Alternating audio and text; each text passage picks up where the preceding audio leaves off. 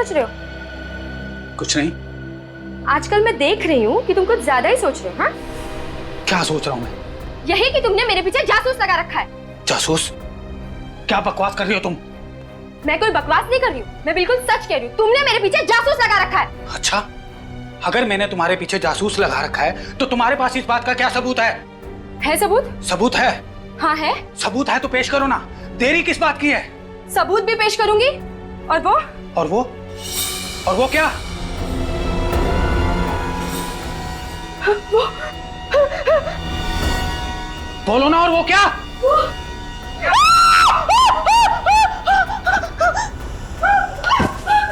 गीता, गीता क्या हुआ तुम्हें? गीता होश में आओ। कौन आया होगा? तरुण, क्या हुआ? अरे अरे क्या हुआ भाभी जी को? ये चीख क्यों नहीं थी? पता नहीं क्या हुआ। गीता, क्या हुआ तुम्हें? भाभी जी। तरुण, जल्दी से पानी लेकर आओ। जी भाभी। गीता, गीता होश में आओ। गीता, गीता होश में आओ। हाँ, तुम ठीक तो? आत्मा। आत्मा? कहाँ?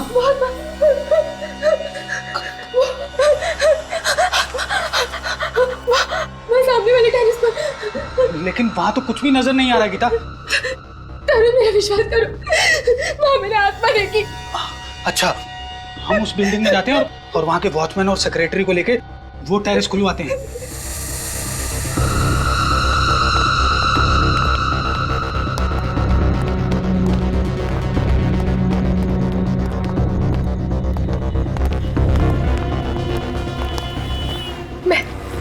मैंने यही चलते हुए देखा था उसे। लेकिन यहाँ पे तो कुछ भी नजर नहीं आ रहा है।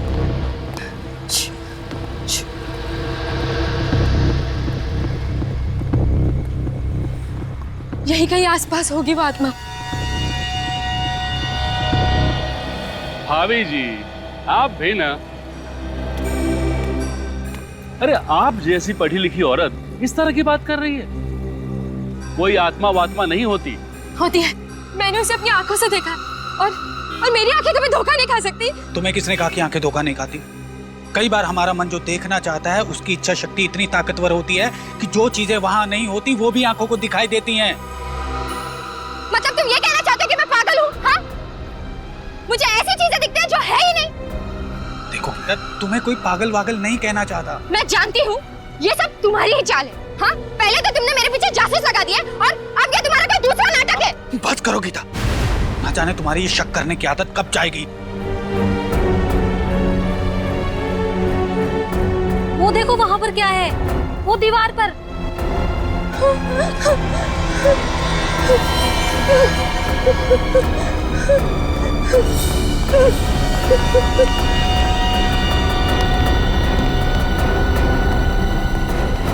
ये तो खून है।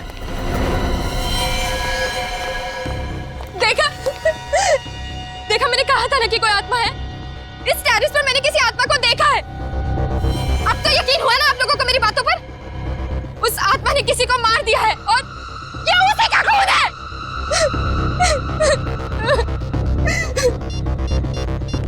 हमें सीआईडी को फोन करना चाहिए।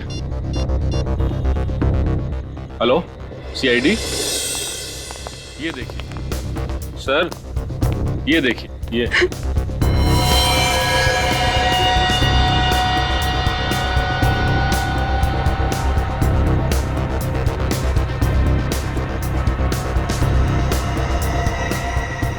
खून अभी भी ताजा है। अभी थोड़ी देर पहले तो मारा उस आत्मा ने। आत्मा ने? आत्मा के पास कोई चाकू वगैरह था क्या जो उसने मारने वाले का खून निकाल दिया? हाँ? मारा किसे इस आत्मा ने? यहाँ तो कोई लाश नजर नहीं आ रही। मगर खून तो है ना? खून है, मगर इतना खून नहीं है जिससे लगे कि किसी को मारा गया है। आप मेरी बातों पर यकीन क्यों नहीं कर रहे सर? सर शायद ये खून किसी बच्चे का हो, इस छत पे खेलने आया हो और उसे चोट लग गई हो। लेकिन साहब, इतनी रात को कौन सा बच्चा आएगा छत पे? यहाँ रात को कोई नहीं आता। वो आत्मा ही थी सर, उसने सफेद रंग के कपड़े पहने थे। मैंने उसे अपनी आंखों से देखा है। आत्मा के बारे में तो कुछ कह नहीं सकते, और यहाँ कोई आया जरूर था। सच सच बताओ, तुम सो तो नहीं रहे थे? साहब 15 मिनट के लिए मेरी आंख लग गई थी। अब तुम घर में जाके सोना, कल ही मैं तुम्हारा हिसाब करता हूँ। नहीं साहब, ऐसा मत करना। मैं रोज जाकर डबल ड्यूटी करता हूँ। अरे जाकर भी तुमने क्या कर लिया? फिर भी तो ये सब कुछ हुआ ना। सर, हमें गीता जी की बातों पे गौर कर लेना चाहिए सर। आत्माओं का कोई भरोसा नहीं है। रेडी? ये आत्मा कुछ नहीं है, कुछ और ही चक्कर लगता है। एक काम करते हैं, इस सोसाइटी के सारे फ्लैट चेक करते हैं।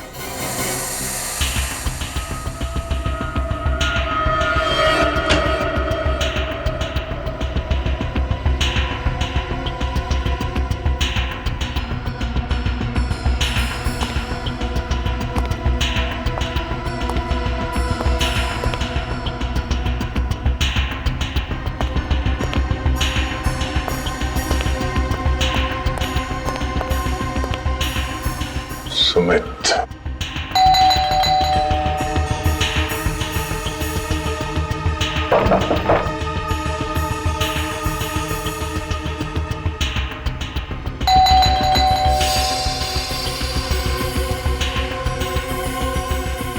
बैठो। क्या हुआ सर? गड़बड़ है? कुछ गड़बड़ तो है। थोड़ी देर पहले ये लाइट चल रही थी, ये अचानक ऑफ हो गई। अंदर चल के देखते हैं।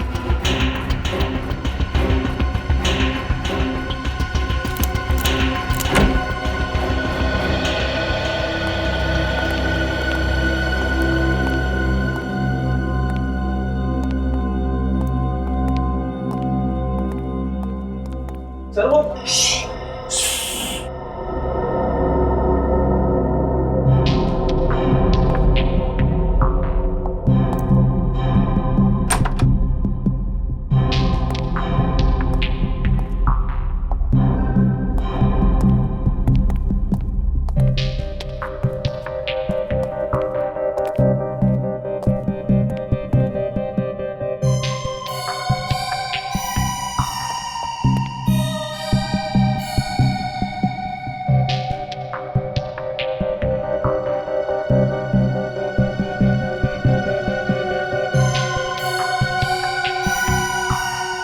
सुमित, बहुत हो गया ये छुपा छुपी का खेल। बाहर निकलो। सुमित, बाहर निकलो। बाहर निकल। आराम से सर, आराम से, आराम से, आराम से। सर पैर में चोट लगी है। पैर में चोट लगी तो इस पलंग के नीचे छुपने की क्या जरूरत है? हाँ? क्या छुपा रहे हो तुम हमसे? डर गया था सर, कहीं आप गिरफ्तार ना कर ले। गिरफ्तार? मगर तुम्हें कैसे पता चला कि हम लोग कौन है? रात को इस तरह कौन आता है सर? सर मैंने कोई गुनाह नहीं किया सर, मैं सच कह रहा हूँ। आप मेरी पत्नी की बातों पर यकीन मत कीजिए। पत्नी? ये पत्नी कहाँ से आ गई बीच में? आप लोगों को मेरी पत्नी ने नहीं भेजा। नहीं, तुम्हें क्यों लगता है कि तुम्हारी पत्नी तुम्हें गिरफ्तार करवाना चाहती है? उसने मुझ पर झूठा केस कर दिया है कि मैं उसे दहेज के लिए परेशान करता हूँ। अब मैं बेचारा शरीफ आदमी उसके सामने चू तक नहीं करता, उससे दहेज कैसे मांग सकता हूँ? तो तुम्हें लगता है कि दहेज लेने के इल्जाम की वजह से हम तुम्हें गिरफ्तार करने आए? हाँ सर, मैं तो यही समझा था। मगर आप लोग क्यों आए? बहुत जल्द पता चल जाएगा। हमारे साथ यहाँ पे कोई और भी था थोड़ी देर पहले? नहीं सर, मैं यहाँ अकेला रहता हूँ। थोड़ी देर पहले तुम छत पे गए थे? सर कैसा मजाक कर रहे हैं सर? सर चोट के साथ मुझे बाथरूम जाने में मुश्किल होती है, तो छत पर कैसे जाऊंगा? लिफ्ट से? इसका मतलब है छत पे मिले खून का राज इस फ्लैट में नहीं किसी और फ्लैट में है। श्रेया, छत पे जो खून मिला था उसे फॉरेंसिक लैब भिजवा दो। अभिजीत को बुलाओ। इतनी रात को कौन हो सकता है? 12:30। जी कहिए। Abhijeet, senior inspector Abhijeet, CID से। सीआईडी से? क्या बात है ऑफिसर, सब ठीक तो है? जी, हमें सिर्फ इतना पूछना था कि आपके घर में किसी को चोट तो नहीं लगी है? चोट तो नहीं लगी, लेकिन मेरा बड़ा बेटा अविनाश कुछ दिनों से अस्पताल में। अच्छा अच्छा अच्छा, हॉस्पिटल में है? जी सर। हम इसलिए पूछ रहे हैं कि आपकी बिल्डिंग के छत की वॉल पे हमें खून के छींटे मिले हैं। हमारे टेरेस पे खून की छींटे? जी। कौन कौन है आपके घर में? सर मेरी बीवी सुषमा, सुषमा, ये मेरी बीवी सुषमा है और छोटा बेटा अमन, और जैसे मैंने आपको बताया कि अविनाश तो अस्पताल में। आप? सुषमा, ये सीआईडी ऑफिसर है, कह रहे हैं कि हमारे टेरेस के दीवार पे खून के छींटे लगे हुए। खून के छींटे? लेकिन सर किसका हो सकता है वो खून? जी वही पता लगाने की कोशिश कर रहे हैं हम। अच्छा, ये जो फ्लैट है 601 नंबर का, इसका मालिक कौन है? इसका मालिक तो आपके सामने खड़ा है, ये मेरा ही फ्लैट है। अच्छा अच्छा, तो दो फ्लैट हैं आपके? जी हाँ सर, ये फ्लैट मैंने किसी को किराए पे देके रखा हूँ। किसे दिया है किराए पे? 2 लड़के हैं, विशाल और राहुल। विशाल और राहुल? हाँ, मुंबई आए कुछ मॉडल बनने के लिए। अच्छा, फ्लैट तो बंद है, कहाँ है लोग? इनका कोई ठिकाना नहीं रहता सर, बस कभी भी आ जाते हैं। मैं तो बस परेशान हो गया इनको फ्लैट देखकर। क्यों, ऐसा क्या करते हैं वो लोग? बस रात भर लाउड म्यूजिक, उछल कूद। मैं तो क्या, पूरा सोसाइटी के लोग उनसे परेशान है सर। हाँ सर, हमने तो उनको नोटिस दे दिया है, अगले महीने की 3 तारीख को छोड़ना है उनको फ्लैट बस। सर आपके पास अगर कोई अच्छा किराएदार मिले तो बता दीजिए सर, हम तो बस परेशान हो गए इनसे। क्यों नहीं, जरूर बताएंगे। पहले जरा फ्लैट तो देख लें। ये? हाँ, चाबी है ना आपके पास? जी है सर। जरा दीजिए। ये लीजिए सर।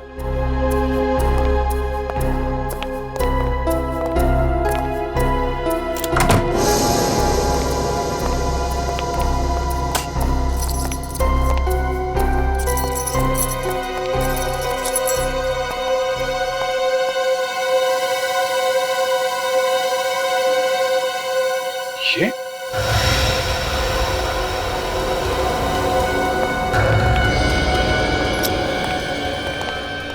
यहाँ पे भी खून? कर चेक करो। सर, ऊपर छत की दीवार पे जो हमें खून के छींटे मिले थे, कहीं वो विशाल या राहुल, इन दोनों में से किसी के तो नहीं है? हो सकता है। ये खून फ्लैट के अंदर कहाँ से आया? सर इसके बारे में मुझे कुछ नहीं मालूम सर। विशाल और राहुल को फ्लैट देने से पहले उनके बारे में अच्छी तरीके से जांच पड़ताल की थी ना आपने? सर अच्छी तरह से जांच पड़ताल करने के बाद ही तो उनको फ्लैट दी थी सर। सर मानिक, ये देखिए सर, बेडरूम में इस बॉटल के पास इतना सारा खून पड़ा हुआ है। बोतल पे भी खून है। लगता है ये बोतल विशाल या राहुल के हाथ में होगी। सर हो सकता है राहुल और विशाल का आपस में झगड़ा हुआ हो और उसमें से किसी को चोट लग गई हो और ये सारा खून उसी वजह से निकला हो। ऐसा लगता नहीं है, खून चोट से निकला है। कुछ और ही हुआ है यहाँ पे।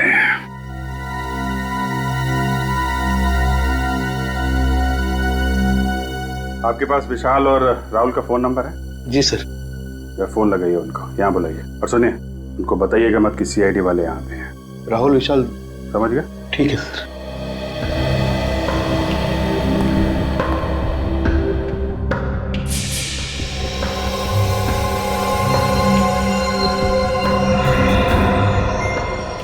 ये क्या है? पाउडर जैसा कुछ है।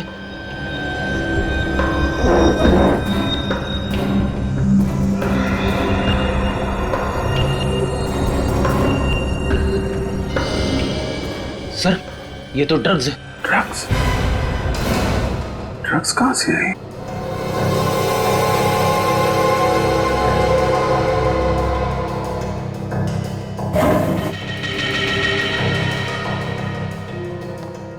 इतनी सारी ड्रग्स? सर ये तो लाखों की ड्रग्स होगी। कहीं ऐसा तो नहीं कि ये राहुल और विशाल ड्रग्स बेचने का धंधा करते हो? ऐसा ही लग रहा है सर। सर ये राहुल विशाल दोनों का फोन नहीं लग रहा है सर। वो सब छोड़िए, ये क्या है? हैं? क्या ये सब? सर इतने सारे व्हाइट पाउडर? ये कोई मामूली पाउडर नहीं है, ये ड्रग्स का पाउडर है। ड्रग्स का। ड्रग्स? कहाँ से है ये ड्रग्स? सर इसके बारे में मुझे कुछ नहीं मालूम सर। ये भगवान, मैं किस मुसीबत में फंस गया। सही कहा आपने, बहुत बड़ी मुसीबत में फंस गए आप। फ्लैट आपका, किराएदार आपके, फ्लैट के अंदर खून, ड्रग्स पड़ा हुआ है और आपको कुछ पता नहीं है। लेकिन मुझे कुछ नहीं मालूम है सर। इनको ब्यूरो लेके चलो। सब चलो चलो ब्यूरो लेके चलो। चलिए आप, चलो चलिए। अजीब इंसाफ है आपका। ड्रग्स मिली मेरे किराएदार के घर पे और फंस गया मैं खुद मकान मालिक। किराए का घर तो आपका ही है ना, और ये किराए का घर आपके घर के बिल्कुल बगल में। सब कुछ आपकी नाक के नीचे हुआ और आपको पता तक नहीं चला। हा? सर मैं पहले से ही बहुत परेशान हूँ सर। अगर मुझे इसके बारे में जरा सा भी कुछ मालूम होता तो मैं खुद पुलिस के पास जाता। मिस्टर राकेश, विशाल और राहुल दोनों के फोन लगातार बंद आ रहे। आप मुसीबत में फंसते ही जा रहे और इसमें से बाहर निकलने का कोई भी रास्ता नजर नहीं आ रहा है, समझे? सर मुझसे बहुत बड़ी गलती हुई सर, उन दोनों को मकान भाड़े पे देकर। और तो और राकेश जी, हमें तो यह भी लगता है कि ये ड्रग्स का सारा व्यापार आपके फ्लैट से ही चल रहा था। क्या जवाब है आपका? मैं क्या जवाब दूं सर, इस चक्कर में मैं खुद फंसता जा रहा हूं।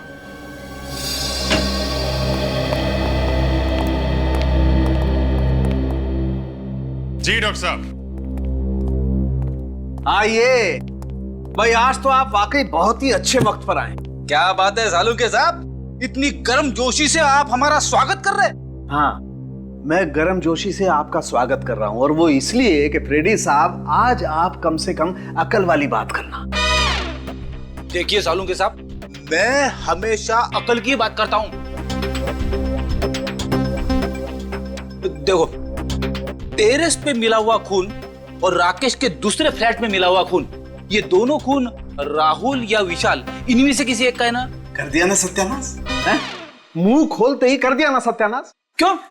अरे हुआ ये फ्रेडी कि वो खून एक का नहीं है। एक का नहीं है?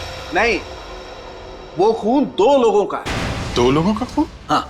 मतलब विशाल और राहुल दोनों का खून मिला है? हाँ, टेरेस पर भी और फ्लैट पर भी दोनों खून में दो लोगों का खून शामिल है। मतलब सर, ये विशाल और राहुल दोनों जख्मी थे? जख्मी नहीं थे, ये खून जख्म का खून नहीं है। जख्म का खून नहीं है ना? नहीं, कुछ और ही है ना? बिल्कुल। क्या? अभिजीत, इन लोगों को खून की खांसी हुई, और ये खून उस खून की खांसी की वजह से।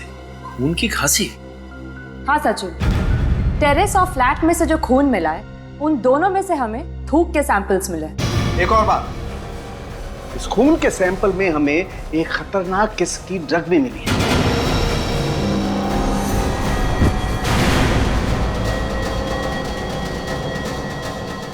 तारिका, तारिका, निकल, एम्बुलेंस को फोन करो जल्दी। नहीं, घबरा मत, ये उस ड्रग का ही असर है, ठीक हो जाएगी। तुम एक काम करो, जरा पानी लेकर आओ। पानी, पानी।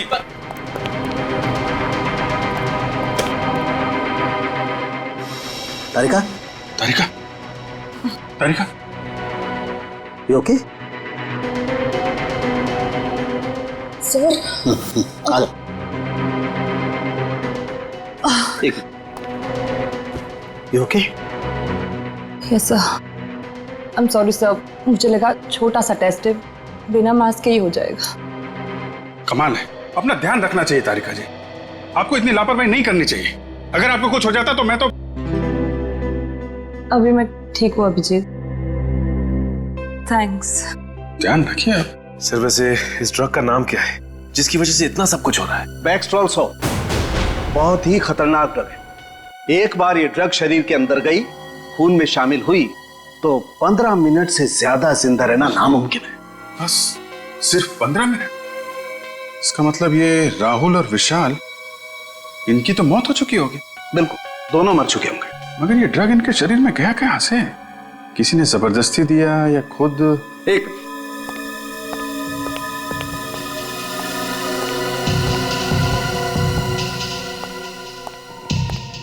विजीत, ये जरा बॉटल के ढक्कन को गौर से देखो।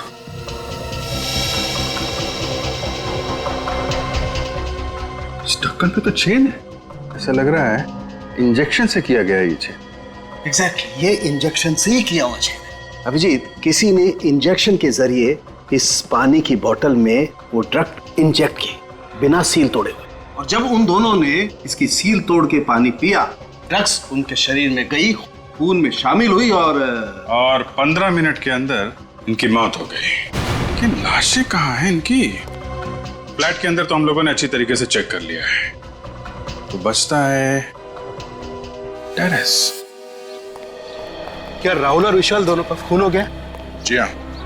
इन दोनों की लाश मिली आप लोगों को? नहीं, अभी तक नहीं, वही ढूंढने आया। लेकिन सर, एक बार तो आप यहाँ पे आके तलाशी लेकर जा चुके हैं ना, तो दोबारा यहाँ आने का क्या मतलब?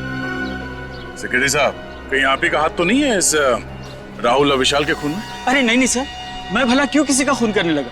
आपको जो करना है वो कीजिए, मैं यहाँ खामोश खड़ा रहूंगा।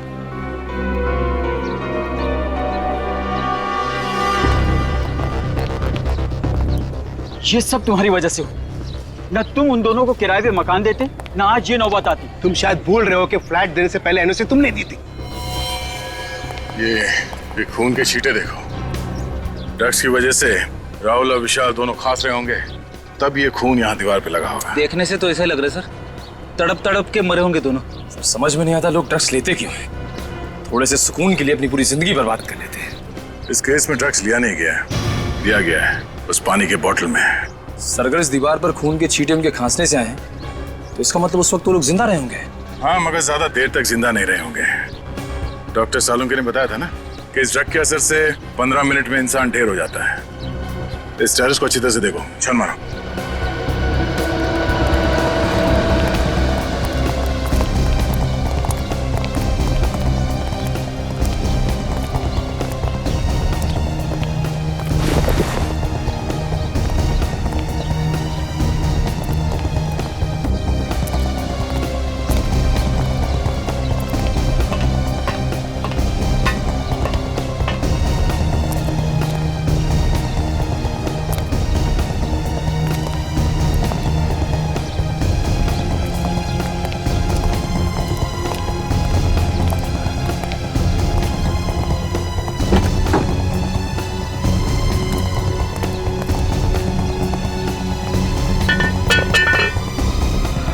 सफेद कपड़ा। सर निखिल सर, इस टंकी के अंदर सफेद कपड़ा मिला है। सर शायद वही कपड़ा है जिसे गीता जी ने उस आत्मा को पहने हुए देखा था।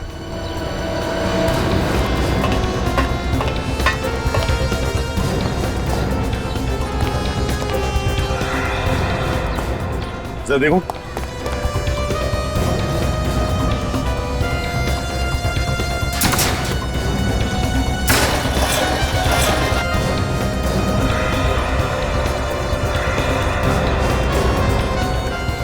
ये क्या है? सर यहाँ पे तो लाश है। लाश? बस लाश देखना चाहते थे ना, आइए।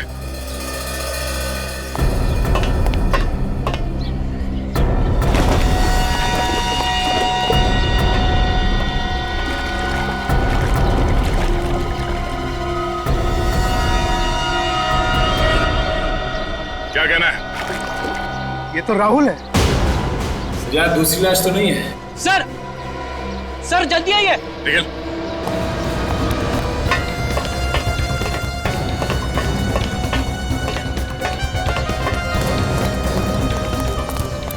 रेडी? अंदर देखिए सर क्या है।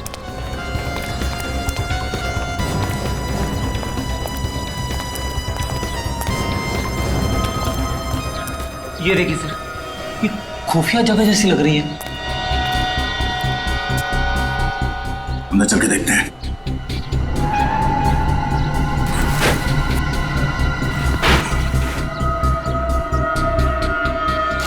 अरे दूसरी लाश यहाँ पे। मुझसे सब देखा नहीं जा रहा है। ये लाश जरूर विशाल की होगी। जरा देखिए, ये विशाल ही है ना? जी सर, ये विशाल की लाश। मेरी समझ में एक बात नहीं आई, वो दोनों लाशों को एक साथ पानी की टैंक में डाल सकता था, तो फिर? हाँ सर, दोनों लाशों को अलग अलग जगह पे छुपा के रखा है। एक वहां पे पानी की टंकी में और दूसरी यहाँ पे। मुझे लगता है वो छुपाना तो वहीं चाहता था, मगर इतने में वो लड़की गीता उसने देख लिया और आत्मा कह के चिल्लाने लगी और जल्दबाजी में घबराकर उसने विशाल की लाश यहीं पे छुपा दी। सर, आशा, क्या पता चला? सर, विशाल और राहुल पिछले 1 महीने से किसी रंजीत नाम के आदमी को रोज फोन करते थे। सर ये रंजीत एक बहुत बड़ा ड्रग पेडलर है और हर रोज बागी पार्क जाता है। रंजीत बागी पार्क?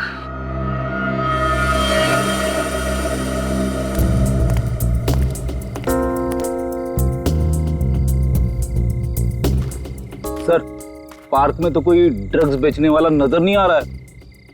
लगे रहो फ्रेडी, वो आएगा, जरूर आएगा। चना ले लो, चना गर्मा गर्म चना ले लो भाई साहब। चना चना भाई साहब, चना ले लो गर्मा गर्म। अरे फर्स्ट क्लास है साहब, ले लो। सर ले लेंगे बाद में। चना ले लो, चना चना गर्मा गर्म चना ले लो। चना चना चना ले लो भाई साहब, चना ले लो गर्मा गर्म। चना चना अरे भाई साहब, गरम चना। जी भाई साहब। वैसे आपकी घड़ी में टाइम क्या हुआ है? मेरी घड़ी खराब हो गई। 8:15। अब 8। अरे ये बताओ कि यहाँ पे माल कौन बेचता है? अरे साहब माफ करो, चना ले लो, चना चना गर्मा गर्म। अरे भैया मुंह में दांत नहीं है, चने खिला रहे हो भाई। चना ले लो, चना चना गर्मा गर्म चना। चना ले लो भाई साहब, चना चना गर्मा गर्म चना ले लो। चना चना गर्मा गर्म चना ले लो भाई साहब। चना चना गर्मा गर्म चना ले लो भाई साहब। चना चना। श्रेया ने एमएमएस भेजा है, इस रंजीत की कुंडली मिल गई है, फोटो भी आ गई इधर। अब तो हम बड़ी आसानी से रंजीत को पकड़ सकते। इडली खाओगे फ्रेडी? इडली? हाँ हाँ, ड्यूटी के वक्त खाने की बात मत करना। खाना सामने हो तो खा ही लेते हैं। अरे भाई सुनो। हाँ साहब। आओ भाई सचिन, इडली खाते हैं। जरा इडली लगा। हाँ।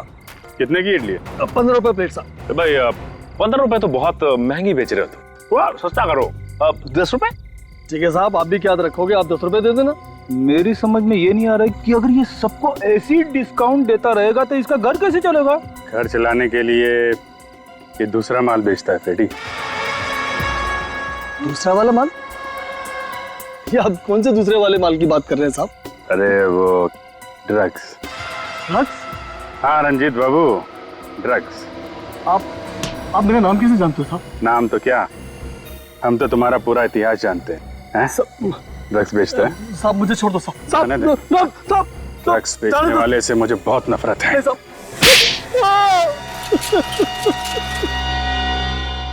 मैंने राहुल विशाल को नहीं मारा साहब, वो तो मुझे ठीक तरह से जानते भी नहीं थे। जानते नहीं थे तो उन लोगों ने तुम्हें इतने सारे फोन क्यों किए? क्योंकि वो दोनों भी मेरी तरह ड्रग्स बेचते थे साहब। उन दोनों को मैं ही धंधे में लेकर आया था, लेकिन धीरे धीरे वो मुझसे आगे निकल गए और मुझसे सारे ग्राहक छीन लिए। और इसी बात का बदला लेने के लिए तुमने उन दोनों को ऊपर पहुंचा दिया? नहीं साहब, मुझे तो पता भी नहीं है कि वो दोनों दुनिया में नहीं है साहब। वैसे अच्छा हुआ साहब वो दोनों मर गए। बहुत जल्दी मार्केट में वो नया ड्रग्स लेके आने वाले थे साहब। नई ड्रग्स? कौन सी? मुझे नाम नहीं मालूम साहब, तो कोई ब्राजील का ड्रग था साहब। वो दोनों मुझसे कह रहे थे कि जल्दी किसी पे आजमाने वाले हैं वो ड्रग्स। अगर उसका असर सही निकला तो उन दोनों को मालामाल होने से कोई नहीं रोक सकता।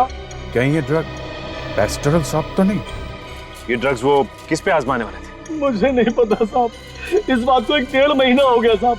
मुझे लगता है शायद कोई गड़बड़ हो गई होगी, इसलिए वो ड्रग्स को मार्केट में नहीं ला पाए साहब। मतलब सर, वो लोग जिस पर भी ये ड्रग्स आजमाने वाले थे उसकी तबीयत तो बिगड़ गई होगी। राहुल और विशाल का ही कोई क्लाइंट होगा। उनके क्लाइंट्स के बारे में जानते हो तुम? सर आइए आप लोग, आइए इधर खड़े हो जाओ सब लोग, लाइन लगाओ इधर। चलिए इधर खड़े हो, इधर खड़े हो। ड्रग्स लेते हो तुम लोग हैं? नहीं सर, आपको कुछ गलतफहमी हुई है। हम लोग ड्रग्स लेना तो दूर, कभी हम लोग ने ड्रग्स देखा भी नहीं। हाँ सर, जरूर हमें कोई फंसा रहा है। सर हम तो कॉलेज में पढ़ने वाले स्टूडेंट्स हैं, हम ड्रग्स के चक्कर में क्यों पड़ेंगे सर? अच्छा, अभी पता चल जाएगा। रेडी, सबका ब्लड टेस्ट करो। नहीं सर, प्लीज हमारा टेस्ट मत कीजिए। ब्लड टेस्ट भी करेंगे और पॉजिटिव आने पे तुम्हारे पेरेंट्स को भी बुलाएंगे, ताकि उन्हें पता तो चले जिस उम्र में भविष्य बनाना चाहिए तुम लोग ड्रग्स के अंधकार में डूब रहे हो। नहीं सर, आपसे कभी ड्रग्स को हाथ भी नहीं लगाएंगे सर। अब बात समझ में आ गई है? देखो, हमारे सारे सवालों का जवाब दो तुम लोग। पूछिए सर। ये ड्रग्स कौन देता है तुम लोगों को? सर वो राहुल और विशाल, वो लोग अपने घर में पार्टी करने के बहाने हम लोग को ड्रग्स बेचते थे। तुम लोगों को मालूम है राहुल और विशाल का खून हो गया है? खून? सर हमें उसके बारे में कुछ नहीं मालूम सर। अच्छा ये बताइए कि उनकी किसी से दुश्मनी थी क्या? नहीं सर, हमें नहीं पता। हम तो सिर्फ उनसे ड्रग्स खरीदते थे, और उनके कौन से दुश्मन थे या कौन दोस्त, ये हमें नहीं मालूम। मगर उनका खून हुआ कैसे? बैक्सटेरल सॉप नाम के ड्रग्स से। बैक्सटेरल सॉप? हाँ, उन दोनों ने कभी ये ड्रग्स बेची थी तुम लोगों को? नहीं सर, हम तो इस ड्रग का नाम पहली बार सुन रहे हैं, हमने कभी नहीं लिया। सर अगर ये ड्रग्स आसानी से नहीं मिलते और अब तक मार्केट में आए भी नहीं, तो हो सकता है कि किसी सप्लायर ने ये ड्रग विशाल और राहुल को दिया। तो इस रंजीत को बुला।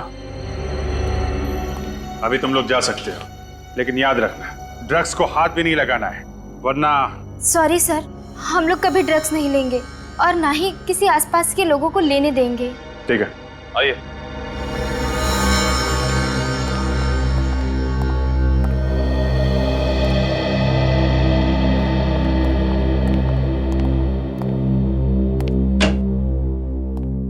सर, रंजीत।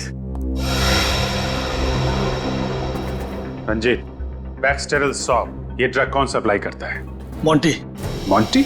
हाँ साहब, मोंटी पेशे से बिजनेसमैन है, लेकिन उनके सफेद धंधे के पीछे ड्रग्स का काला धंधा छुपा हुआ है साहब। मॉन्टी, चलो जरा इस मॉन्टी से मिल लेते हैं।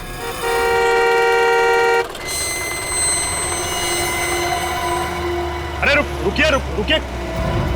अरे रुकिए, कहाँ जा रहे हैं आप? मॉन्टी साहब से मिलना है। उनसे मिलना है तो शाम को आइए, वो अभी सो रहे हैं। कमाल है, 11 बज रहे हैं और तुम्हारे मोंटी साहब कुंभकर्ण की तरह अभी भी सो रहे। आप तमीज से बात कीजिए, हमारे साहब को कुंभकर्ण कहने की आपकी हिम्मत कैसी हुई? जरा इस पे गौर फरमाएंगे? सीआईडी? अब बताओ क्या कर रहे हैं आपके मोंटी साहब? वो वाकई में सो रहे हैं, क्योंकि रात को देर रात तक पार्टी करते हैं और फिर दोपहर के बाद ही उठते हैं। अच्छा, चलो आज देख लेते हैं कैसी नींद है तुम्हारे साहब की।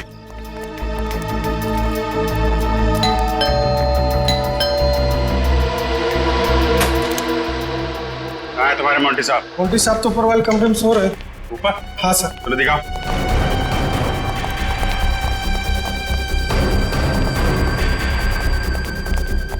कहाँ पे? सर इस तरह।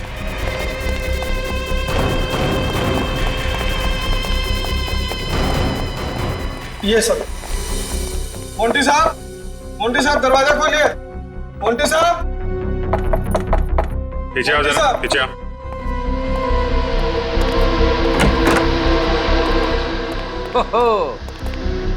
देखा सर, मोंटी साहब के ठाट बाट शराब का ग्लास हाथ में लेके ही सो गए। जगाओ इसे पूछताछ करनी है। मोंटी, ओए मोंटी, ए मोंटी, उठ। लगता है बड़ी गहरी नींद में। शराब पीते पीते सो गया।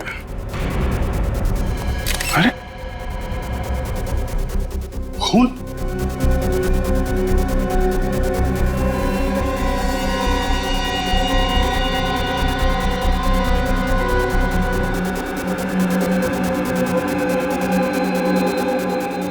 ये तो मर गए।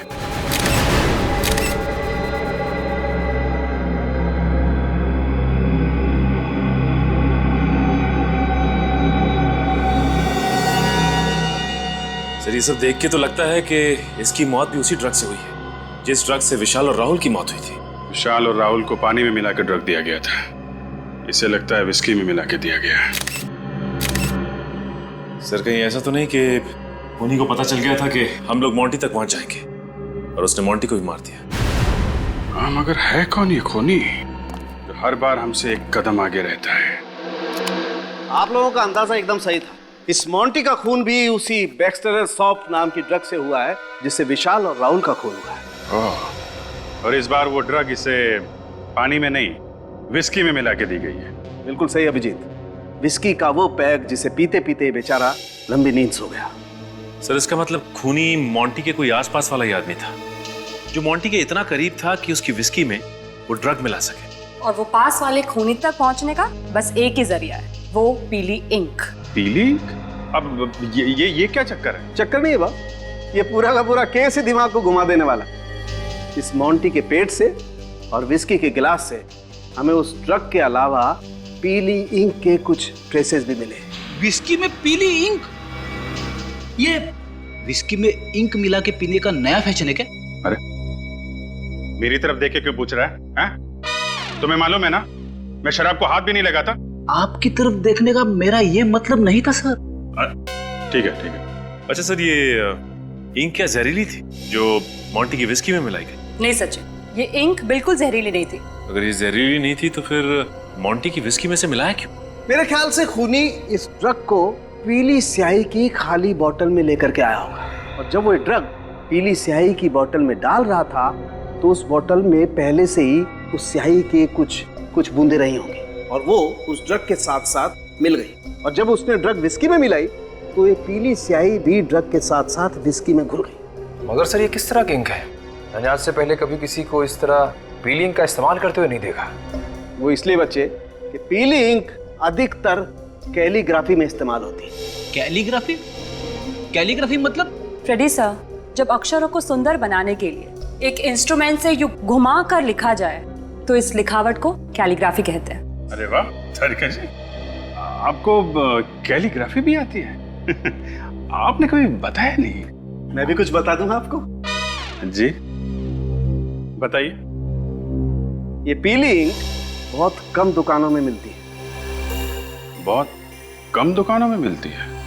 ये बड़ी अच्छी बात बताई आपने डॉक्टर साहब। इससे तो हमारा काम काफी आसान हो गया।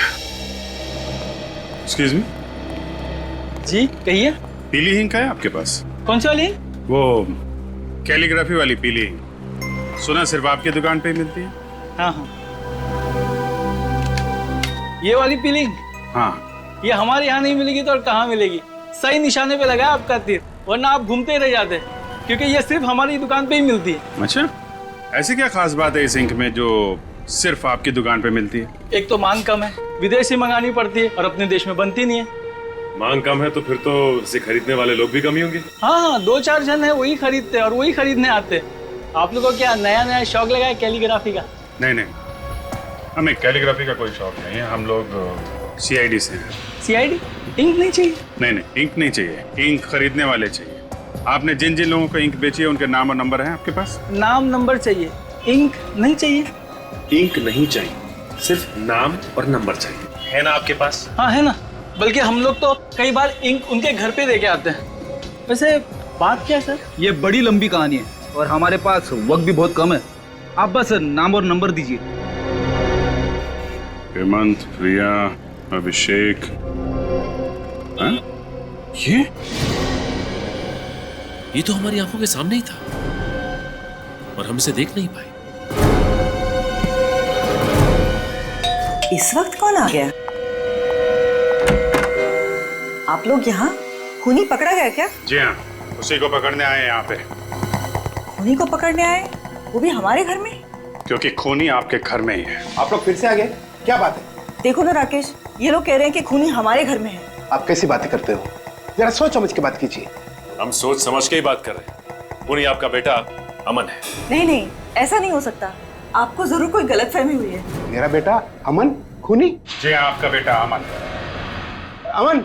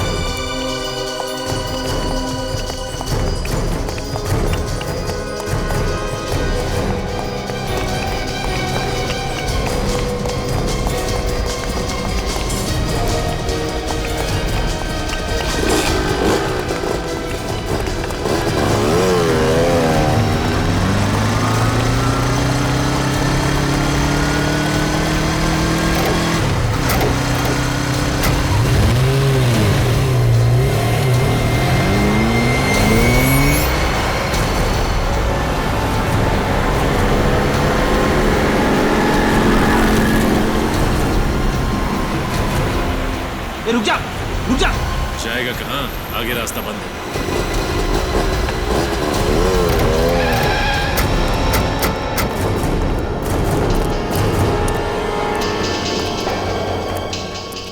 भाग रहा था? है?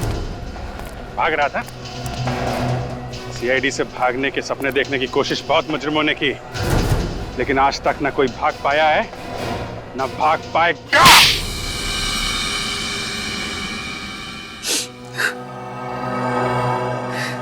सर, मैंने जो कुछ भी किया अपने भाई अविनाश, उसकी हालत का बदला लेने के लिए किया। ऐसा क्या किया था उन लोगों ने तुम्हारे भाई के साथ? सर, उन दोनों की वजह से आज मेरा भाई हॉस्पिटल में कोमा में पड़ा हुआ है। तुम्हारा भाई कोमा में? हाँ सर, एक दिन मैंने उन दोनों को बात करते हुए सुन लिया था। वो दोनों कह रहे थे कि बेचारा अविनाश बेवजह ही बलि का बकरा बना। उन दोनों ने वो पैक्सटल सॉल्व नाम की जो ड्रग थी वो सबसे पहले मेरे भाई पे आजमाई। और इस बात का बदला लेने के लिए तुमने उसी ड्रग पेस्टेरल सॉप की मदद से खून पे खून करना शुरू कर दिया। पहले विशाल का, फिर राहुल का और फिर मोंटी का। हाँ सर, सबसे पहले मैंने डुप्लीकेट चाबी बनवाई और उसी की मदद से वो ड्रग चुराई और जैसे ही मौका मिला मैंने राहुल और विशाल की बोतल में मिला दी और जैसे उनकी तबीयत खराब हुई मैं उन्हें हवा खिलाने के बहाने छत के ऊपर ले गया। और मोंटी? सर मोंटी अपनी दरिया दिली के लिए बहुत मशहूर था। एक दिन मैं उसके घर डोनेशन मांगने के बहाने गया और वहाँ मौका पाते ही मैंने उसकी विस्की में वही ड्रग मिला दिया जिस ड्रग को बेच कर वो अमीर बनना चाहता था। इतनी कम उम्र में 3 खून किए तुमने, एक बार भी तुम्हारे हाथ नहीं कांपे? बिल्कुल नहीं सर अगर मेरा बस चले ना तो इस देश में हर एक ड्रग्स बेचने वाले को उसी ड्रग से मौत के घाट उतार दूं। आप जानते नहीं हैं सर, इस ड्रग की वजह से न जाने कितने घर, कितनी जिंदगियां बर्बाद होती हैं। और आज मेरा भाई हॉस्पिटल में है, वो कोमा में पड़ा है सर। पता नहीं वो इस कोमा से कभी बाहर निकल भी पाएगा या नहीं। सर माना कि मेरे बेटे ने 3 खून किए, लेकिन जिन लोगों को इसने मारा है वो भी तो अच्छे लोग तो नहीं थे ना सर। आप भी तो उन्हें गिरफ्तारी करने वाले थे ना। ये ठीक है कि जिन लोगों को इसने मारा है वो अपराधी थे, लेकिन इंसाफ पाने का जो तरीका इसने अपनाया है वो गलत था। इसे हमारे पास आना चाहिए था। तो अब आप क्या करेंगे सर? क्या मेरे मासूम बेटे को फांसी पे चढ़ा देंगे? देखिए, इसका फैसला तो अब अदालत ही करेगी। वैसे 3 खून की सजा तो फांसी ही होती है।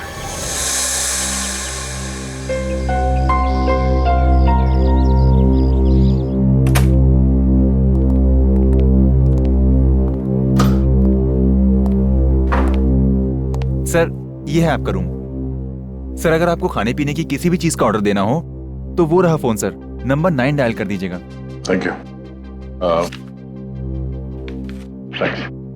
सर सुना, मैं बहुत थक गया हूँ, मुझे कोई डिस्टर्ब ना करे तो बाहर दरवाजे पे डू नॉट डिस्टर्ब का बोर्ड लगा देना।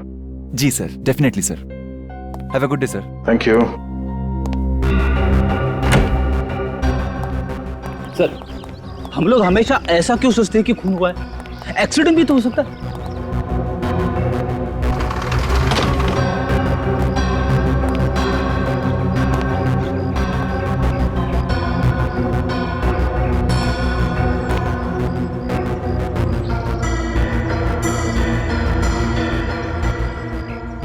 हमारे आने से पहले यहाँ की पुलिस भी तो 8-9 दफा छानबीन कर चुकी है ना।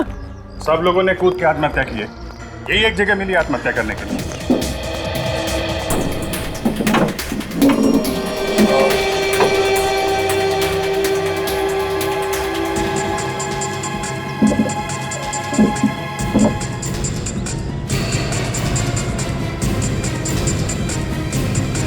मुझे तो लगता है कमरे में आत्माएं घुस गई है।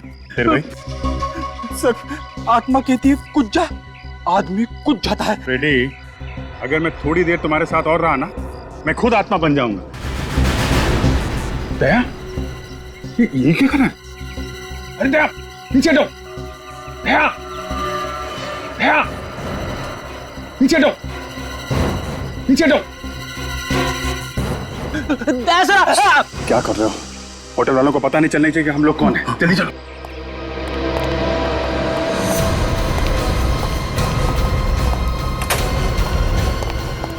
अरे दया, ये क्या पागलपन है? नीचे उतरो यार। सर प्लीज नीचे उतर जाइए। आप आत्महत्या क्यों करना चाहते हैं? फ्रेडी, मैं आत्महत्या क्यों करूंगा? मैं अभी तक तुमसे इतना परेशान नहीं हुआ हूँ। नहीं यार, हम लोग नीचे खड़े थे तो तुम चेयर के ऊपर खड़े होकर बालकनी के इतने पास में थे, हमें लगा कि तुम आत्महत्या करने वाले हो। अच्छा हुआ सर आपने नीचे जंप नहीं किया, वरना होटल के स्टाफ वालों को पता चल जाता कि हम लोग कौन है। अब जीतिए, देखो यहाँ से नीचे कूदने के लिए मुझे इस कुर्सी की जरूरत नहीं है। कुर्सी के बगैर भी मैं ऐसे कूद सकता हूँ, लेकिन अगर किसी और को नीचे फेंकना पड़े, वो भी इस तरीके से कि वो मुंह के बल गिरे, इसके लिए चेयर का इस्तेमाल करना पड़ेगा। ये निशान देखो, एक कुर्सी से लगा हुआ निशान है। एक कुर्सी यहाँ पर बार बार रखने से ये निशान आया है। आत्माएं चढ़ रही है कुर्सी पे। आत्मा नहीं है फ्रेडी, खूनी है। खूनी ने लक्षिता को और बाकी लोगों को इस चेयर का इस्तेमाल करके नीचे फेंका है। खूनी ने।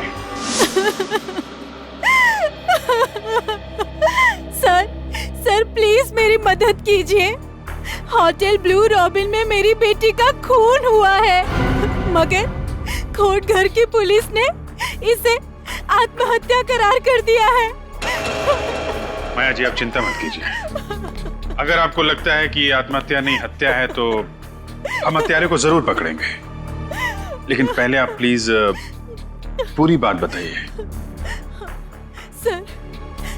सर, रात को 2 बजे होटल से फोन आया कि मेरी बेटी लक्षिता ने अपने कमरे से कूदकर सुसाइड कर लिया है।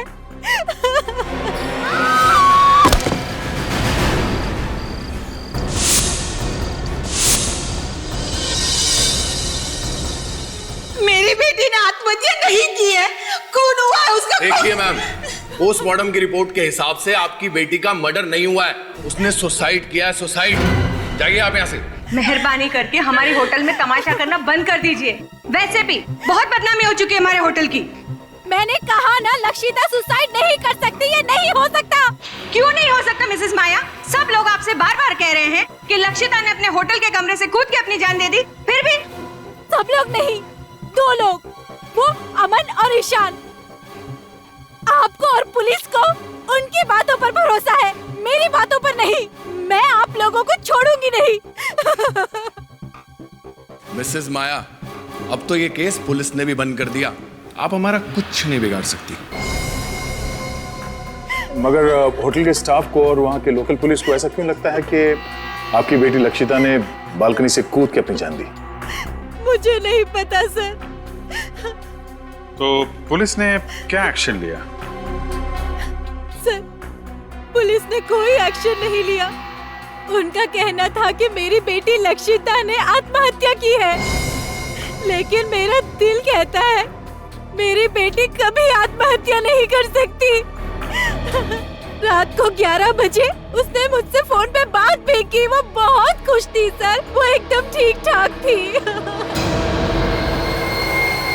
सर, ये देखिए सर, होटल ब्लू रॉबिन में ऐसे और 8 आत्महत्या के केसेस हुए और हर बार कमरा नंबर 303 की बालकनी में से कूद के आत्महत्या की गई है। नहीं सर, वो लोग झूठ बोल रहे हैं। उन लोगों ने सच जानने की कोशिश ही नहीं की थी। उन 2 लड़कों से ठीक से पूछताछ भी नहीं की जो मेरी बेटी की मौत के चश्मदीद गवाह थे। देखिए, लक्षिता के बारे में जो भी कुछ मालूम था हमने आपको सब बता दिया। हाँ आंटी प्लीज, अब उसके बारे में हमसे और कोई सवाल मत पूछिए।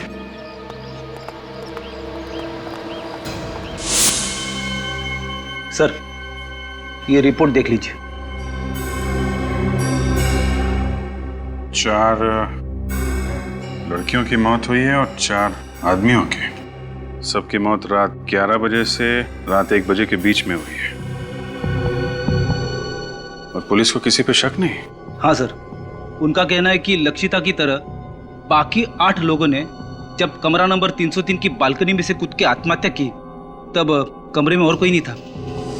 पूरा कोर्टघर उस होटल की बालकनी को भूतिया बालकनी कहता है। अगर उस होटल में ये सब हो क्या रहा है, ये तो पता लगाना पड़ेगा दया। 9 अलग अलग लोगों ने एक ही कमरे की बालकनी से कूद के आत्महत्या क्यों की? आखिर ऐसा है क्या उस बालकनी में? इस कमरे में बहुत बड़ा राज छिपा हुआ है।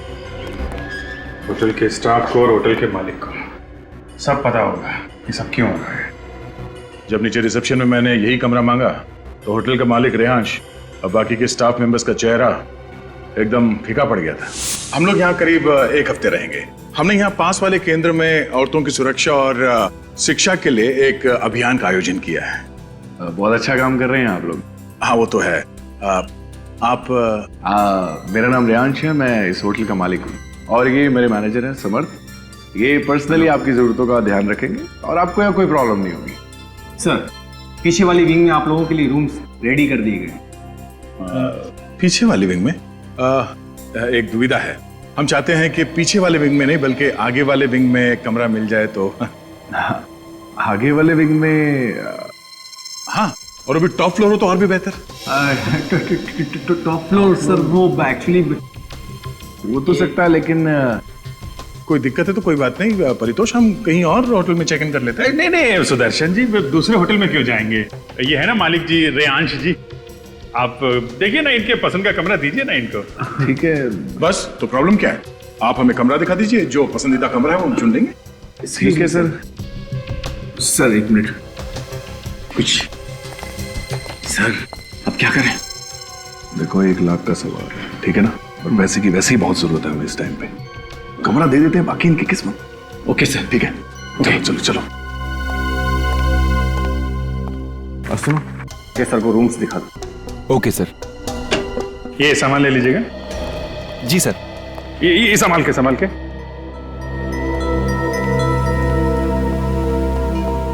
जिस कमरे से आत्महत्याएं हो रही हैं उसके बगल वाला भी कमरा चेक करना पड़ेगा।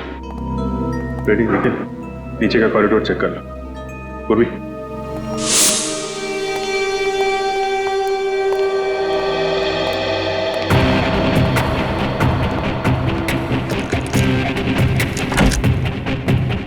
ध्यान से देखो, इस कमरे से बगल वाले कमरे में जाने का कोई खुफिया रास्ता है?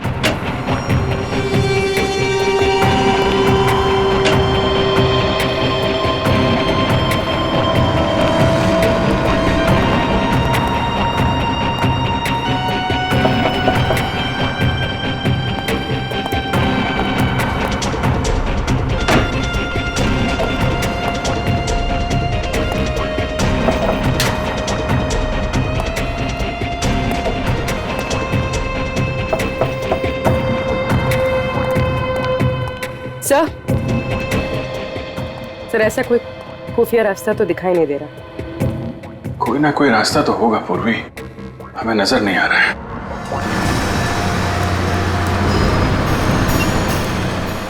अरे भाई साहब, लोकेश लौकी आप ही हैं? जी साहब, लकी मैं हूँ।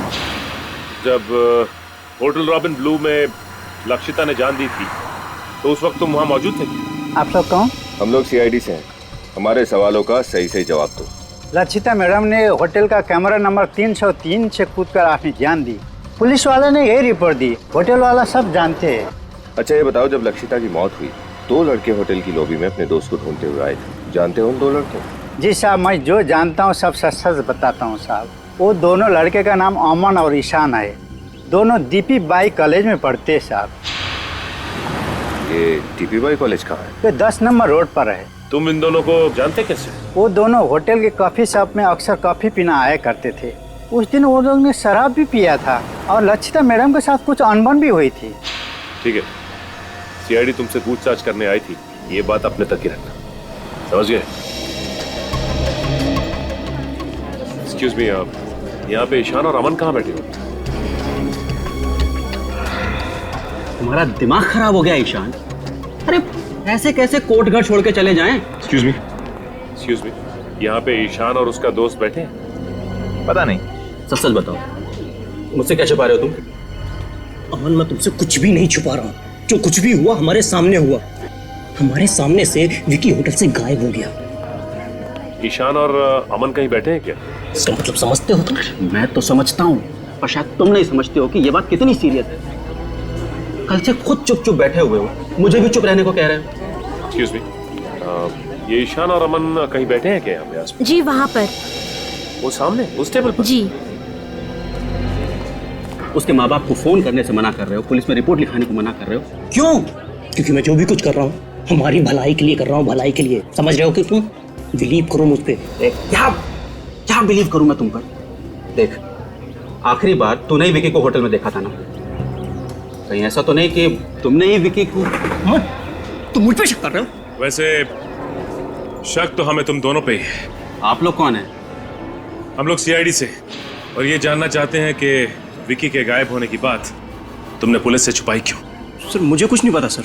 मैं और अमन उस वक्त विकी का इंतजार करते रहे और जब वो नहीं आया तो हम लोग घर चले गए। ईशान सर विकी के पीछे पीछे होटल के कमरे तक गया था।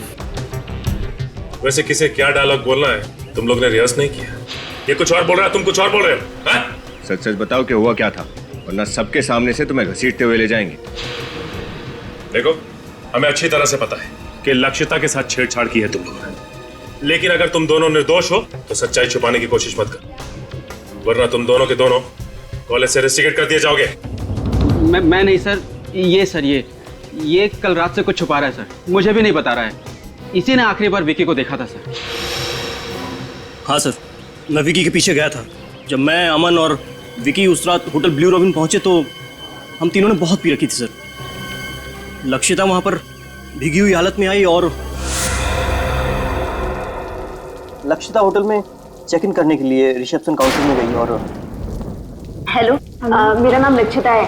इस होटल में मैंने एक रूम बुक कराया था। प्लीज आप मुझे मेरा रूम नंबर बताएंगी? एक मिनट मैम, मैं चेक कर लेती हूँ।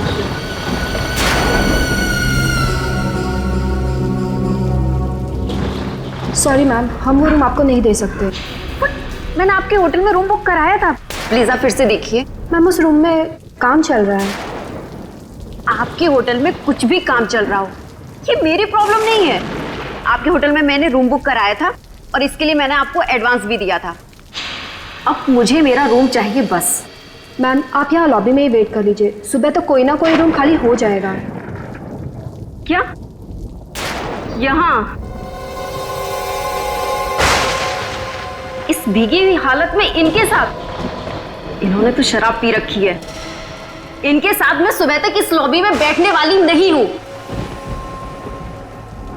कैसे कैसे लोगों को आप अपने होटल में आने देते हैं? देखिए सर, आप कैसे कर रहे हैं अपने क्लाइंट के साथ? मैंने ऑलरेडी एक रूम बुक कराया था और आप बोल रहे हैं अब उसमें रिपेयरिंग का काम है। मैम मेरा नाम समर्थ है, मैं इस होटल का मैनेजर हूँ। ओह, क्या प्रॉब्लम है? सर, मिस लक्षिता को जिस विंग में रूम दिया था उस विंग में काम चल रहा है। ओह, तो दूसरी विंग में कोई रूम खाली? विंग बी में एक रूम है पर वो सुबह खाली होगा, तब तक इन्हें यहीं लॉबी में वेट करना होगा। वो मैं हरगिज करने वाली नहीं हूँ। अगर आप लोगों को प्रॉब्लम थी तो आपको मेरी बुकिंग एक्सेप्ट ही नहीं करनी चाहिए थी। Relax ma'am. ओफो, शहर में मैं किसी को नहीं जानती हूँ। सर वो ए विंग में 3rd फ्लोर पे वो रूम था ना, क्या नंबर था उसका? तो ठीक है ना, आप वो रूम मुझे दे दीजिए। प्लीज सर थोड़ा सा जल्दी कर दीजिए, मैं ऑलरेडी पूरी भीगी हुई हूँ। रिलैक्स। एक काम करो, बेल बॉय को कॉल करो और मैं एक बार सामान रूम में शिफ्ट करवाओ। जब तक आप ये फॉर्मेलिटीज कंप्लीट कर श्योर।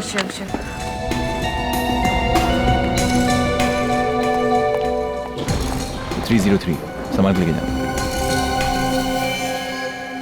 Thank you. और यहाँ विकी मानने को तैयार ही नहीं हो रहा था। उसे बहुत गुस्सा आया था लक्षिता पर।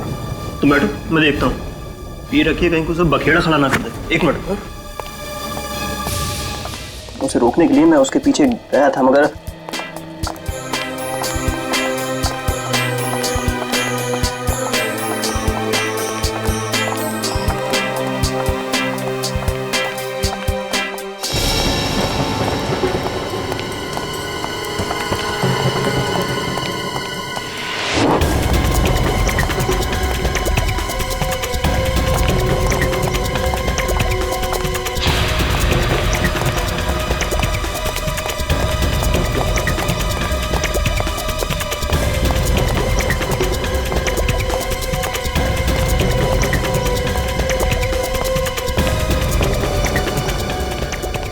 जब मैंने विकी को रूम नंबर 303 की तरफ जाते हुए देखा तो मैं घबरा गया सर, क्योंकि वो रूम तो लक्षिता को दिया गया था। नशे में विकी का गुस्सा काबू में नहीं रहता। मुझे डर था कि कहीं वो लक्षिता को कुछ कर ना दे।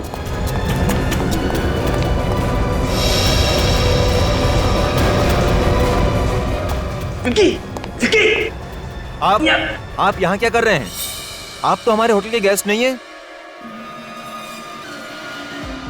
आप प्लीज लॉबी में चले जाइए, प्लीज चलिए। होटल के स्टाफ को विकी के बारे में कुछ भी नहीं पता है। बस मन में प्रार्थना करने लगा कि विकी लक्षिता पर हाथ ना उठाए और चुपचाप वापस लॉबी में आ गया। चलो, बहुत देर हो गया। कहाँ रह गया यार ये? 3 घंटे बीत गए सर, फिर भी जब विकी वापस नहीं आया तो अमन और मैं होटल से चले गए।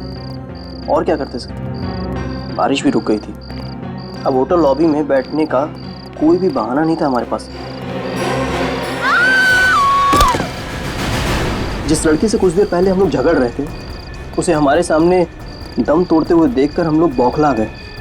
डर के मारे हमने ऊपर रूम की तरफ नहीं देखा।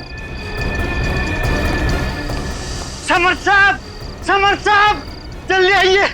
समर्थ साहब, देखिए। Oh my God.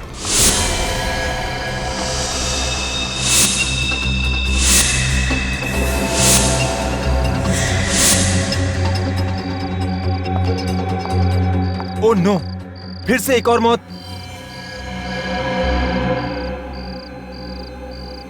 Miss Lakshita. 303। Sir, Riyansh sir को इन्फॉर्म करना होगा। हाँ, रियांश सर को फोन करके उठाओ। और तुम लक्षिता के रूम में जाकर चेक करो, इसका सेल फोन होगा, उसमें इसके घर वालों का फोन नंबर होगा, और इस हादसे के बारे में इसके घर वालों को इन्फॉर्म करो। रूम नंबर 303 की ये 9वीं दुर्घटना है। फिर से पुलिस को बुलाना पड़ेगा। और उसके बाद अगले दिन हम फिर से विकी को ढूंढने होटल में गए थे सर, लेकिन पुलिस वहां पहले से पूछताछ कर रही थी और तब तक भी विकी का कुछ पता नहीं चला था। और तुम दोनों अब तक चुप रहे। हाँ, हो सकता है कि लक्षिता की मौत की वजह विकी हो।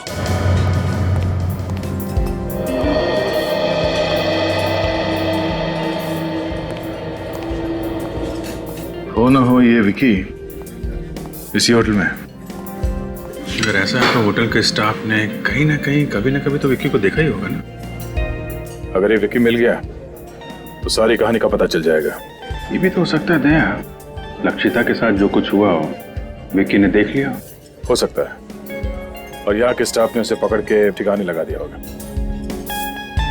चुप। सुन, हमें विकी को ढूंढना है और हम पर किसी को शक नहीं होना चाहिए, समझे? सर।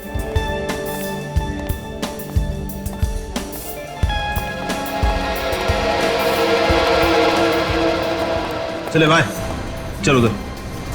क्यों रे फेंकू? हाँ, बहुत ऊंचा ऊंचा फेंक रहा था ना, क्या हुआ? पैसे का क्या हुआ? हाँ, कब दे रहा है? इंस्टॉलमेंट निकालता है कि इधर ही तेरा डाउन पेमेंट कर डाले। देखो, पहले छोड़ो मेरे बेटे को, छोड़ो इसे। इसे कहो कि हमारी पैसे ढीले कर दे, हम हमारी पकड़ भी ढीली कर देंगे। एक्सक्यूज मी, एक प्लीज। रियांश से आपको जो भी प्रॉब्लम है, लेकिन ये कोई तरीका नहीं है शरीफ आदमी से इस तरीके से बात करने का। शरीफ, बहुत देख ली इसकी शराफत। देखिए माँ जी, अपने बेटे को कहिए कि हमारे पैसे जल्दी से जल्दी चुका दे, वरना इस जगह को ताला लगने में थोड़ा भी टाइम नहीं लगेगा, समझा? चले छोड़ो।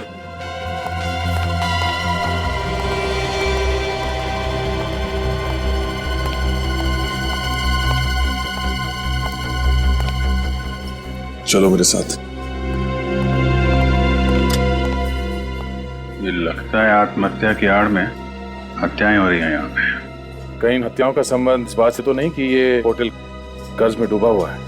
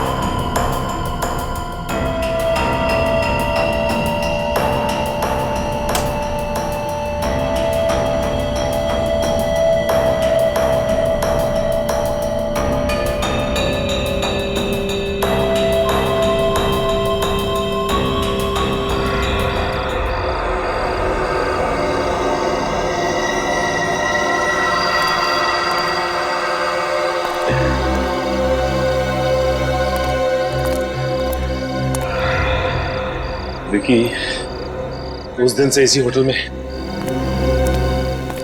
लेकिन होटल वालों को पता ही नहीं। तो ऐसा तो नहीं कि विकी का भी मर्डर हो गया? सर, मुझे तो लगता है कि इन्होंने विकी की लाश को इस होटल के बाहर के ठिकाने लगा दिया।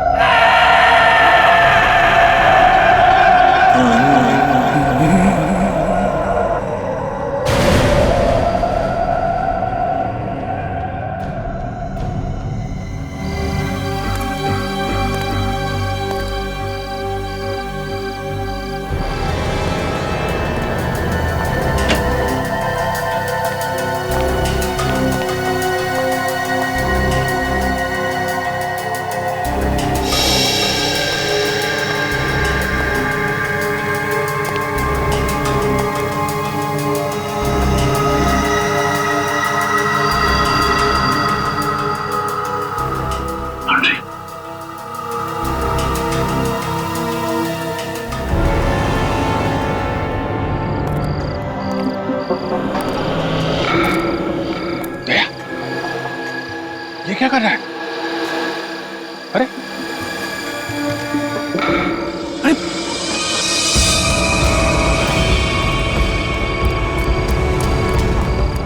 दया,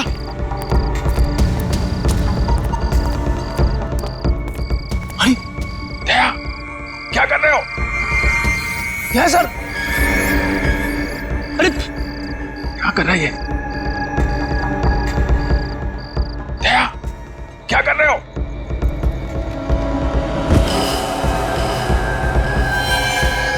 दया, अरे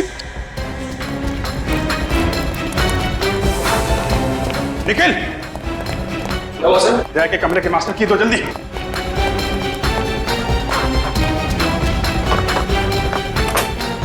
दया, ये क्या कर रहे हो? दया, सर लगे जल्दी। दया, इसको लेटो इधर जल्दी। दया, संभल के।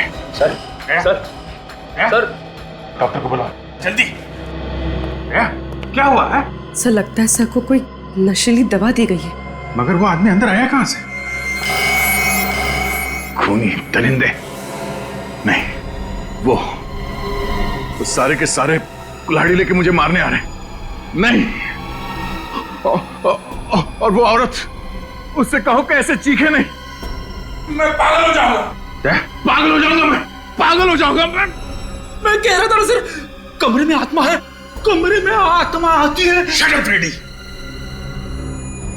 ऐसा क्या देख लिया दया ने यहाँ इस कमरे में? आइए डॉक्टर साहब, डॉक्टर साहब आइए, आइए। डॉक्टर प्लीज जल्दी देखिए, मेरे दोस्त को भ्रम हो रहा है कि कई लोग इसे मारने आए थे। मैं अभी चेक करता हूँ।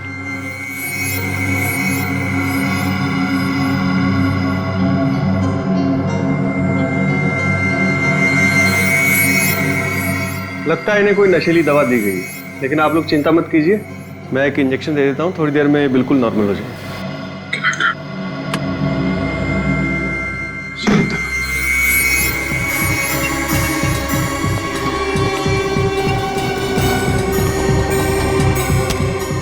ये तो बंद है। मेरी एक बात समझ में नहीं आ रही है कि जिस होटल के आधे से ज्यादा कमरे बंद हैं, यहाँ तक कि पेंट्री शॉप और स्टोर रूम भी बंद है, उसमें इस लॉन्ड्री रूम का बंद होना कुछ अजीब सा लग रहा है। एक काम करता हूँ। एक्सक्यूज मी सर, क्या मैं आपकी मदद कर सकता हूँ? अरे वो आधे घंटे से हम लोग रूम सर्विस को कह रहे हैं कि रूम नंबर 321 में कोई बेडशीट चेंज करने आ जाए। सर ये तो लगभग 3 दिनों से जाम पड़ा है। मैं दूसरे विंग से बेडशीट भिजवाता हूँ। प्लीज थोड़ा जल्दी कीजिए। Okay okay sir. सर 3 दिन पहले तो लक्षिता की मौत हुई थी। एक काम करते हैं, अंदर चलते हैं, सब पता चल जाएगा। अब कैसा लग रहा है दया तुम्हें? क्या हुआ? तुम सब लोग यहाँ कैसे? दया तुम नीचे कूदने वाले थे। I mean, कोई तुम्हें खिड़की से नीचे फेंकने की कोशिश कर रहा था। हम लोगों ने नीचे से देखा और चिल्लाए तो शायद वो आदमी भाग गया, लेकिन हुआ क्या था यहाँ इस कमरे में? अभिजीत, मैं इस कमरे में 10:40 में है और अंदर आके मैंने पहले ये दरवाजा अंदर से बंद किया, फिर उसके बाद मैंने ये लाइट स्विच ऑफ कर दिए और यहाँ बेड पे लेटा हुआ था कि अचानक मेरा सर घूमने लगा। ऐसे लगा जैसे इस तरफ से बहुत सारे लोग कुल्हाड़ी लेके मुझे मारने आ रहे हैं। उसके बाद शायद मैं बेहोश हो गया। अगर अभिजीत, अगर मैं बेहोश था तो खुद अपने आप उस चेयर पर नहीं चढ़ सकता था। इसका मतलब है कोई और यहाँ इस कमरे में आया था। हाँ दया, मगर निखिल बाहर पहरे पे था, तो आदमी अंदर आया कैसे? और हमारे आने से पहले वो भागा कहां से? दरवाजा तो अंदर से बंद था।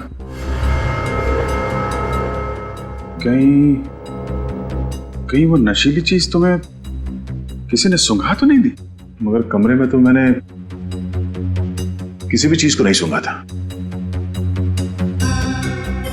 एक सेकंड,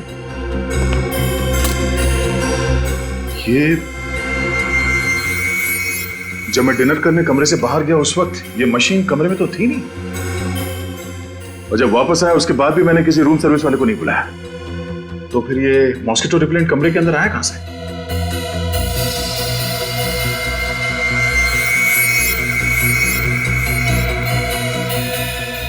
तो इसमें है वो नशीली दवाई। तभी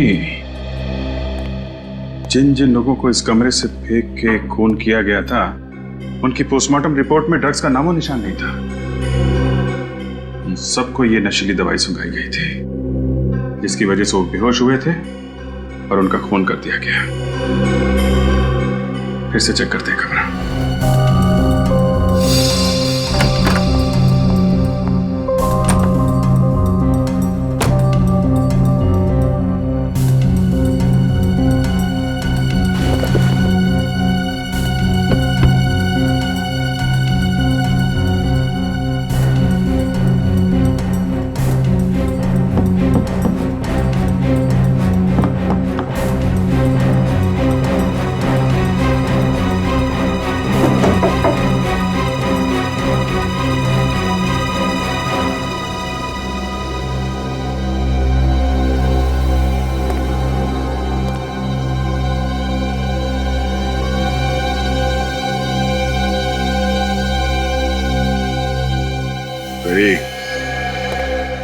ये देखो प्रोजेक्टर, इसमें है तुम्हारी वो आत्मा।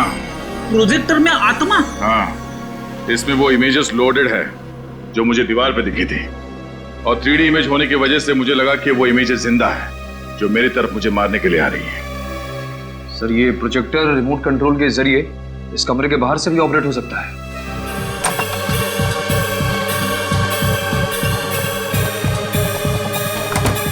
बहुत बदबू आ रही है, शायद इधर से।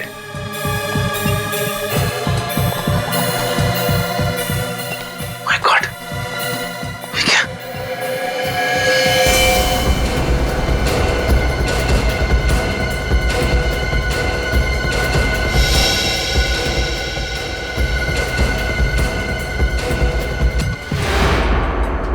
चाकू लगा ऐसे।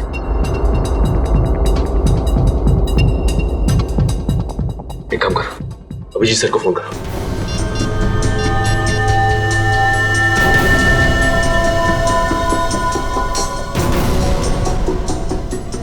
ओके।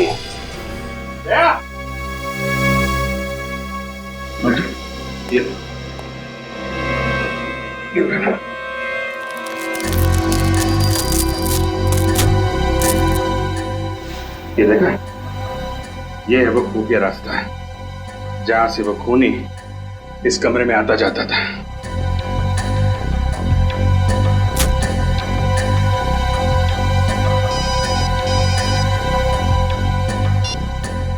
अविनीत, अच्छा रुको वहीं पे, विकी की लाश मिली है। निकल, होटल के मालिक और मैनेजर को लॉन्ड्री रूम में बुलाओ।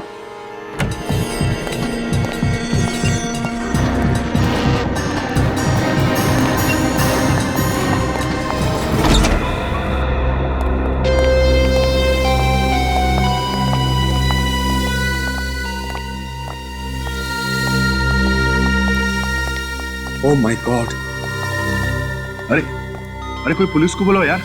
रिलैक्स मिस्टर रेयांश, सीआईडी की पूरी टीम है यहाँ पे। सीआईडी? लेकिन आप लोग तो... देखिए, हम लोग ना तो एनजीओ से हैं, ना ही मेरा नाम परितोष है। हम सब लोग सीआईडी से हैं। मगर आप सबने हमसे अपनी पहचान क्यों छुपाई? रूम नंबर 303 में लक्षिता और बाकी के 9 लोगों की मौत हुई है। उसी की तहकीकात करने के लिए हमें अपनी पहचान छुपानी पड़ी। और वो खून कैसे हो रहे हैं इसका पता लगा लिया हमने।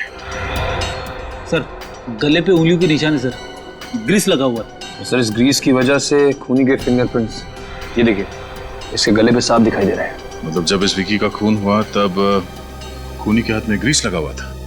हो सकता है यहाँ आने से पहले उसकी कार खराब हो गई हो और उसने खुद ही कार रिपेयर करने की कोशिश की हो।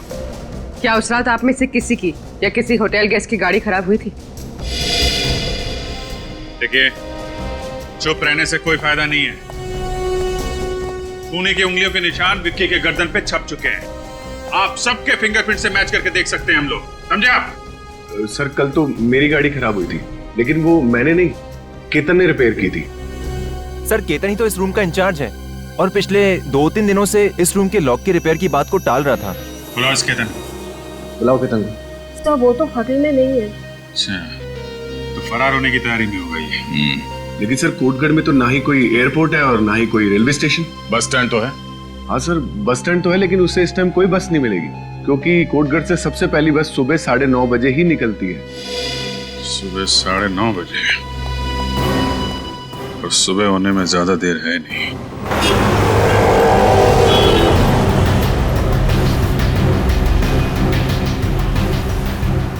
मुंबई जाने वाली पहली बस डिपो से 9:30 बजे निकलेगी। उसे किसी भी हाल में डिपो में दबोचना बहुत जरूरी है। सर अगर हम रात को ही डिपोट पे पहरा देते तो शायद ठीक रहता। नहीं विनीत, वार तब करना चाहिए जब लोहा गर्म हो। अगर केतन को पता चल जाता कि हम बस डिपो पे उसका इंतजार कर रहे हैं तो वहां से भागने का कोई और रास्ता निकाल लेता।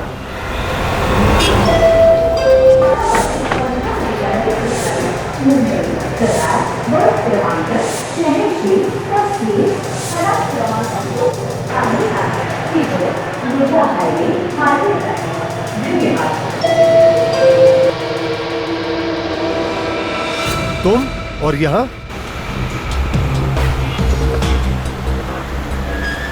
मैं तुम्हारे पाप में और भागीदार नहीं बनना चाहता। चले जाओ यहाँ से। तुम कहाँ जा रहे हो? मैं ये शहर छोड़कर जा रहा हूँ हमेशा हमेशा के लिए। तुम जहां भी जाओगे सीआईडी ऑफिसर्स तुम्हें ढूंढ ही निकालेंगे। उन्हें पता चल गया है कि तुम आज यहाँ से मुंबई भाग जाने के चक्कर में हो। सीआईडी और मेरे पीछे? हाँ। अब मेरा क्या होगा? देखो, तुमने मेरी बहुत मदद की है। मैं तुम्हारा कर्ज उतारना चाहता हूँ। मुझे कर्ज उतारने का एक मौका दो। मैं तुम्हारी भलाई के लिए कह रहा हूँ, ज्यादा सोचने की जरूरत नहीं। मेरे साथ चलो। कम ऑन, चलो मेरे साथ।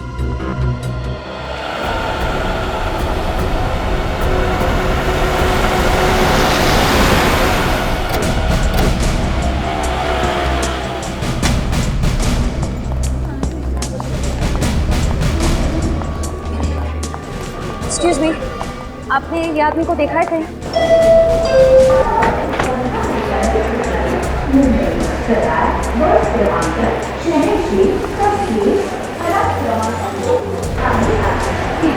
इसे देखा है आपने कहीं? इसको देखा है आपने कहीं?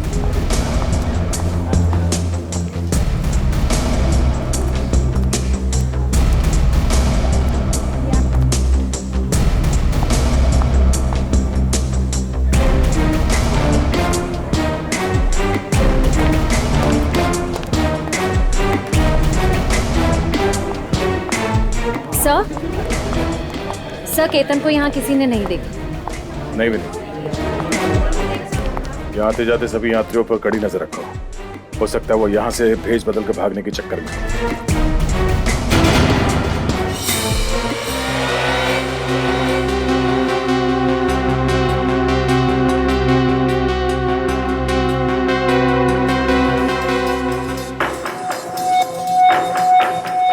तो मुझे कहाँ ले जा रहे हो?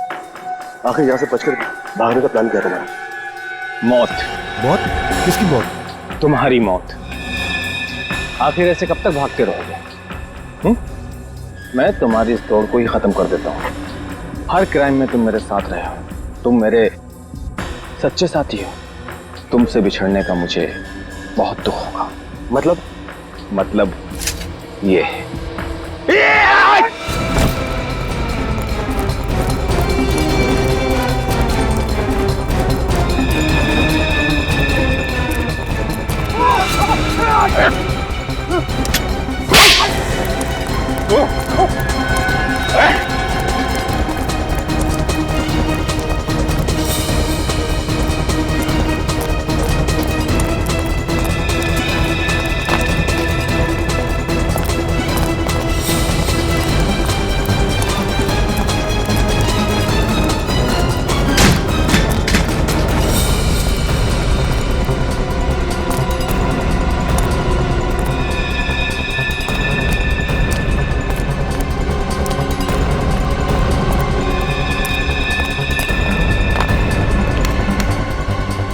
सुबह सुबह जॉगिंग करना सेहत के लिए बहुत अच्छी होती है, कोई शिकायत नहीं मिस्टर समर्थ। मगर अब अगर कोई और होशियारी की तुमने तो जिंदगी भर अपने पैरों पर चल नहीं पाएगा तुम, समझा? सारे समर्थ हो रहा सर, सब इसी की अंधेरे में सब कुछ हो रहा है। तो फिर तुमने समर्थ का साथ क्यों दिया? सारस की वजह से।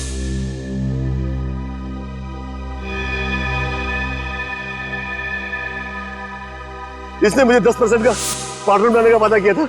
मिस्टर समर्थ, तुम तो होटल ब्लू रॉबिन के मैनेजर थे, हाँ? होटल की सारी जिम्मेदारी तुम्हारी थी, तो फिर तुमने ये सब क्यों किया? सच तो यह है कि होटल ब्लू रॉबिन मेरा है, मैं उस होटल का असली मालिक हूँ।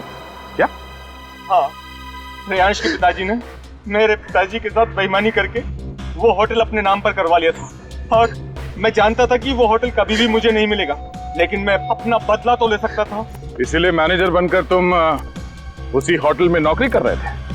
हाँ, होटल का मालिक एक मामूली सा नौकर बन गया था। ये सब करके तुम चाहते क्या थे? मैं चाहता था कि वो होटल बंद हो जाए। जैसे वो होटल मुझसे छीना गया है, वैसे ही रेयांश और उसके परिवार से भी छीना जाए। अब वही होगा। 10 मौत हुई है वहां, 10।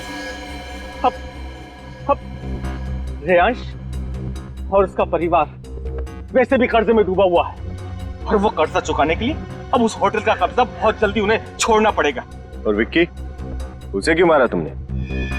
विक्की हमारा राज जान गया था। मैं उसे मारना नहीं चाहता था, पर किसी गवाह को जिंदा भी नहीं छोड़ सकता था।